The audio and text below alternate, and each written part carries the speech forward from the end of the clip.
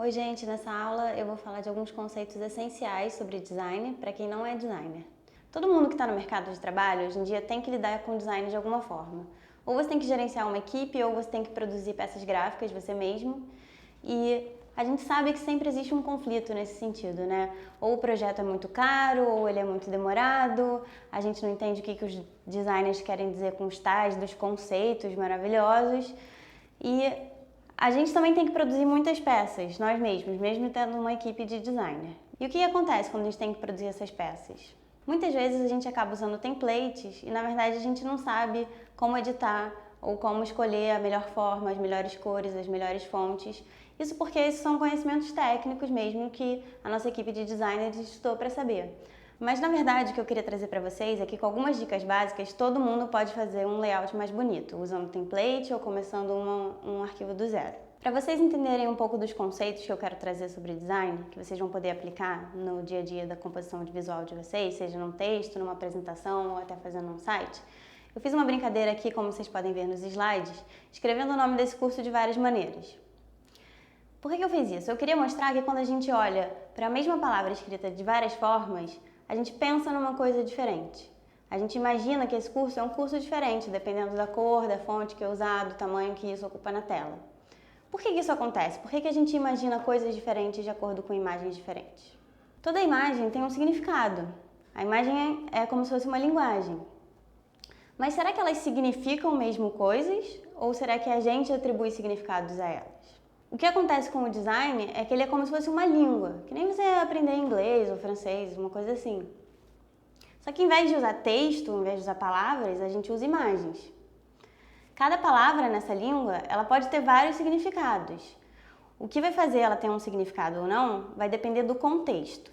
Então, quando a gente está falando que o design é uma linguagem, a gente pode pensar que a gente sempre fez isso, né? Sendo designer ou não designer. As pessoas sempre usaram imagem para se comunicar, para registrar, contar histórias do dia a dia, passar uma mensagem. Isso é feito, por exemplo, desde lá do tempo das cavernas ou do Egito Antigo, que a gente tem essa referência visual, né? Dos bonequinhos na parede de pedra. Então, a gente sabe que o homem sempre fez isso. O que isso quer dizer? Isso quer dizer que todo mundo pode fazer design de alguma forma. Todo mundo pode usar imagens para contar uma história. E é isso que provavelmente você faz todos os dias na sua empresa, seja você um contratado ou um empreendedor. Você está o tempo todo criando apresentações, gerando textos, decidindo o que vai entrar no seu site, fazendo um post no Facebook. Tudo isso são peças de design, tudo são imagens e tudo seguem os mesmos princípios. Mas qual é o problema que isso gera? Isso gera um problema de representação. Por quê? Se eu estou falando em linguagem, se eu estou falando que eu estou construindo uma língua a partir de imagens, a gente tem que partir do princípio que esse código tem que ser comum para a pessoa que está do outro lado. É igualzinho quando você aprende uma língua estrangeira, né? Quando você chega num país que você não fala a língua, você não vai entender nada. No máximo, as pessoas gesticulam muito. Por quê? Porque o gesto é uma referência comum, é um código comum. E se você não entende o significado daquele som, o que aquela palavra quer dizer, você não vai conseguir fazer a língua. Com a imagem é a mesma coisa. Se você está usando uma imagem que não tem nenhuma conexão, nenhuma referência com a pessoa que está do outro lado, que está lendo, a pessoa não vai entender o que você está querendo passar. Então, o que eu quero mostrar para vocês? Eu quero mostrar que o designer, ele é um construtor de códigos. Ele vai estar o tempo todo inventando uma língua para a sua marca, para o seu projeto específica e fazendo com que o teu usuário, o seu consumidor, entenda aquilo intuitivamente, passando uma mensagem, contando a história da sua marca. Voltando a esse problema de referência, eu queria trazer um exemplo que vocês podem ver no slide, que é a questão das culturas diferentes. A gente tem que se basear em muitas coisas quando a gente quer falar com o consumidor. No caso das imagens que vocês estão vendo, eu estou mostrando duas vestimentas, que são vestimentas de luto. Uma delas, à esquerda, é a vestimenta que se usa costumeiramente no luto ocidental. Ela é uma foto antiga, né? Não é uma vestimenta recente, mas a gente sabe que os padrões se mantiveram até hoje, ou seja, o preto, a vestimenta preta, ela ganhou um significado muito forte na nossa cultura, que é esse significado do luto. A imagem da direita também é uma vestimenta usada em cerimônias de morte, mas ela é da cultura oriental. E você pode perceber o contraste entre essas duas coisas. É uma roupa super colorida, super florida, uma coisa que a gente nunca imaginaria alguém vestindo num enterro aqui no Brasil, por exemplo, né? Até de mau gosto. Então, na hora que a gente vai projetar uma peça gráfica, a gente tem que considerar essas coisas também. Qual é a cultura que o seu consumidor está inserido? Nenhum código vai ser absoluto. Ele vai depender da pessoa que está do outro lado, o seu consumidor, seu usuário, e da cultura, das referências dele, que podem ser tanto de um país quanto de um grupo de pessoas com um comportamento específico. Uma coisa que eu acho muito importante desmistificar é essa ideia de que existem cores melhores ou tipografias melhores. A gente vê muito isso em blogs de tendência, relatórios, né, que as pessoas chegam a comprar esses relatórios falando qual é a cor que você deveria usar para sua marca. Não confiem nisso. No slide, por exemplo, que vocês estão vendo, eles fizeram uma análise das cores mais usadas em marcas bem-sucedidas no mundo. Só que se você vai montar uma empresa nova, por que você vai se basear num código gerado por outra empresa? Isso acaba gerando uma confusão para o seu usuário. Na verdade, você tem que conhecer muito bem o seu público-alvo e definir qual seria a cor certa para ele, o que as cores significam para eles. Também é muito comum gráficos como esse que vocês estão vendo agora, de quais são as características de cada cor. Mas seguindo esse princípio que eu acabei de apresentar, aquele exemplo do luto oriental e ocidental, a gente já sabe que isso não é verdade. As cores não têm uma representação absoluta. Então, antes de você projetar qualquer questão de design, seja ele uma marca, seja um site, uma apresentação, você deve, primeiro de tudo, conhecer o seu usuário. Faça uma pesquisa de mercado e entenda quais são os códigos visuais que eles estão utilizando. Apesar das questões mais contextuais, a gente tem algumas coisas que são comuns a todo mundo, algumas percepções que vêm muito da sensibilidade do nosso corpo. E essas coisas podem guiar a gente para ter um parâmetro comum na hora de fazer uma composição visual.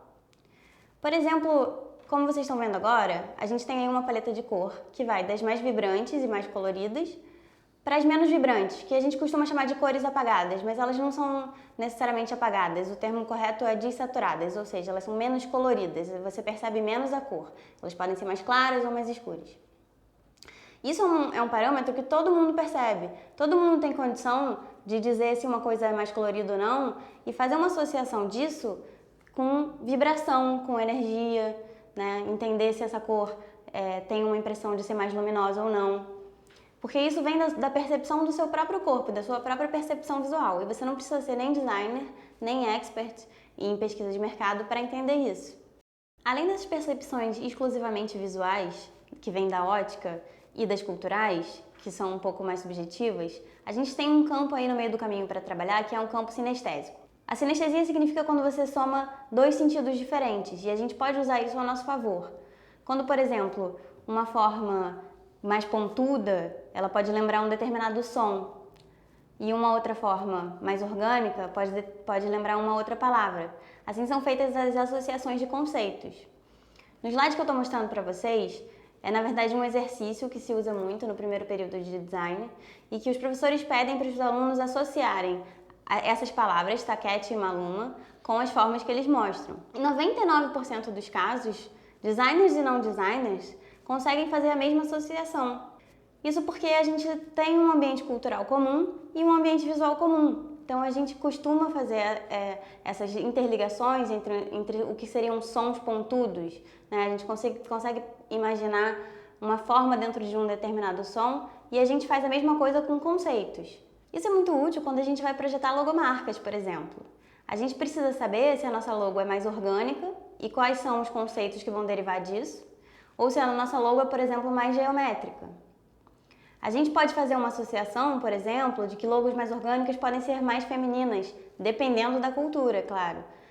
Ou logos mais pesadas, mais geométricas, podem ser mais associadas com questões esportivas, como vocês veem aí na logo da Adidas. Essa análise, essa percepção, ela pode ser feita tanto por uma pessoa que é designer, quanto por alguém que não tem tanta experiência assim na área. Porque, como a gente está vendo, todo mundo é capaz de atribuir conceitos a formas visuais. Então, a gente vê, por exemplo, a logo da Cantão, a gente sabe que ela é gestual, a gente percebe isso, a gente percebe que ela é mais orgânica. E a logo da Adidas, a gente percebe que ela é mais geométrica, a gente percebe que ela é mais pesada. Quando a gente coloca uma do lado da outra, a gente tem essa noção de leveza e peso. O que o designer vai fazer, diferente de uma pessoa que não é treinada, é que ele consegue projetar de antemão para formas que traduzam esses conceitos. Mas a gente, como um contratante de designer, um gerente, ou simplesmente um dono de empresa, o que a gente precisa saber é analisar o trabalho que foi feito pra gente, para entender se ele está refletindo realmente os valores e a essência da nossa empresa. A gente entendeu então como a gente constrói significados. Mas e quando a gente quer utilizar significados que já existem e, por exemplo, evidenciar uma mensagem? O design serve para isso também. A gente fala muito dentro de design em hierarquia. O que é hierarquia? É a gente colocar ênfase em um determinado conteúdo. Muitas vezes, quando a gente tem que fazer uma entrega dentro de uma empresa, como uma apresentação, um relatório de vendas, por exemplo, a gente tem uma questão da clareza da mensagem. A gente lida com números e com tabelas e muitas vezes a gente tem aquele gráficozinho pronto do Excel, né, que todo mundo provavelmente conhece. Mas será que essa é a melhor maneira de representar as vendas da nossa empresa, por exemplo, ou o nosso crescimento? Provavelmente não. Quando você faz um infográfico, ou seja, você transforma números em desenhos, os mais comuns que a gente conhece, por exemplo, são aqueles gráficos de barrinha ou gráfico de pizza. Isso é uma ferramenta, que é uma ferramenta de design, que vai te ajudar a perceber o conceito por trás dos números. Por que isso é feito? Porque os elementos visuais, eles sempre vão ser mais simples de ler, mais fáceis de perceber, do que os elementos textuais. E você precisa saber desse recurso e usar ele com bastante eficiência. Um bom gráfico, ele vai levar em consideração, então, a capacidade de ordenar as coisas, de dar ênfase em determinados pontos, de ter clareza e vai guiar o seu olho para o assunto que você quer mostrar. Quando você tem uma tabela, você começa a ler linha a linha como se tudo tivesse o mesmo peso. Quando você tem um gráfico, não, é muito fácil ver que uma barrinha está mais alta do que a outra. Na verdade, o nosso cérebro e o nosso olho percebem o texto como imagem. Cada letrinha que você está vendo dentro de uma palavra, ela é uma imagem única. Então, quando você tem um parágrafo inteiro de texto, na verdade você tem que estar processando muito mais informação do que se você tivesse simplesmente uma imagem única para transmitir aquele conteúdo inteiro. Ou seja, quanto mais simples uma imagem, mais fácil vai ser de absorver uma mensagem. Isso é muito importante vocês lembrarem na hora de fazer qualquer coisa. Simples é bom, mas quando começa a ficar muito simples, a dificuldade é que a gente começa a perder o referencial. Por exemplo, os desenhos de criança. As crianças tendem a desenhar as coisas como formas geométricas. Não lá muito geométricas, né, sabe? Mas elas percebem o mundo, não é só uma questão de coordenação motora, elas percebem o mundo assim, elas conseguem perceber mais o que é um círculo, o que é um quadrado, e elas tendem a desenhar aqueles bonequinhos assim. Nesse slide a gente vê a diferença entre um desenho de uma criança de 4 anos e uma criança de 6 anos. No desenho da criança de 4 anos, dá para identificar bem qual é, a gente já não consegue mais entender muito bem qual é o assunto que está sendo tratado ali. Porque ficou abstrato demais, é que nem olhar literalmente para uma pintura abstrata. Aqueles círculos e aquelas bolinhas, cada um interpreta do seu jeito, mas não tem uma mensagem clara. Quando você começa a atingir um pouco mais de complexidade e estabelecer uma relação entre os seus elementos, aí você começa a conseguir passar uma mensagem. Então, a gente precisa pensar que sim, a gente quer simplicidade ao máximo, mas entender qual é o limite aonde a pessoa que está do outro lado, o nosso consumidor, ou a pessoa para quem a gente está fazendo uma apresentação, por exemplo, vai conseguir entender aquilo que a gente quer passar. A gente viu nessa aula, então, que o design é uma construção de uma linguagem que qualquer pessoa pode manipular, a gente faz isso o tempo todo, com mais ou com menos técnica.